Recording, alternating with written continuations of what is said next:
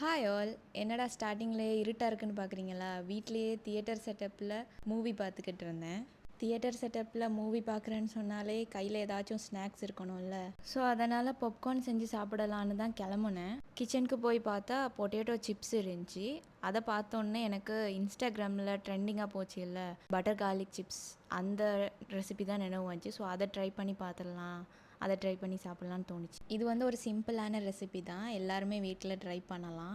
பட்டரில் வந்து oregano, chilli flakes and chilli powder, கொஞ்சமாக உப்பு போட்டுக்கோங்க.